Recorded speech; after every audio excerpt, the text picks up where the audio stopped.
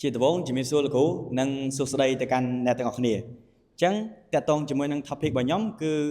មនុស្សចំនួន3ក្រុមដែលខ្ញុំចងចាំអញ្ចឹងសំណួរសួរថាតើគ្នាយើងមានការចងចាំទៅលើមនុស្សដែលដើរមកលើជីវិតរបស់យើងអត់អញ្ចឹងច្បាស់ជាមានហើយត្រូវអត់ហ្នឹងហើយអញ្ចឹងតកតងជាមួយនឹងមនុស្សដែលខ្ញុំចងចាំហ្នឹងគឺទី1ឪពុករបស់ខ្ញុំ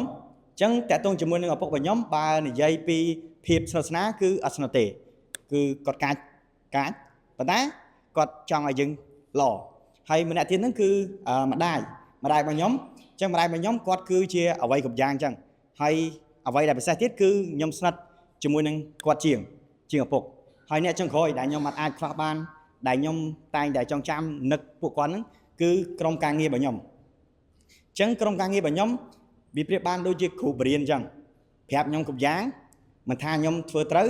ឬក៏ខ្ញុំធ្វើខុសទេគឺគាត់តែងតែប្រាប់ខ្ញុំមិនថាខ្ញុំស្លៀកពាក់បែបណាក៏គាត់តែងតែកែលម្អខ្ញុំដែរអញ្ចឹងអានេះគឺជាចំណុចដែលខ្ញុំបានអាចចងចាំគាត់ហើយសរុបមកវិញអ្វីដែលខ្ញុំចង់ចែកម្លែកហ្នឹងគឺក្នុងនាមយើងមកដល់ទីនេះអ្វីដែលយើងត្រូវធ្វើគឺធ្វើម៉េចស្រឡាញ់នៅអ្វីដែលខ្លួនយើងមានអមាថាយើងនៅជាមួយនឹងឪពុកម្ដាយគឺយើងត្រូវធ្វើល្អជាមួយនឹងគាត់អមាថាយើងនៅជាមួយនឹងក្រុមការងារយើងត្រូវធ្វើម៉េចផ្ដល់តម្លៃទៅកាន់គាត់ដូចគ្នាដែរអញ្ចឹងតើតើជាមួយនឹងការចែកម្លែករបស់ខ្ញុំគឺមានតែប៉ុណ្្នឹងសូមអរគុណអ្នកទាំងអស់គ្នា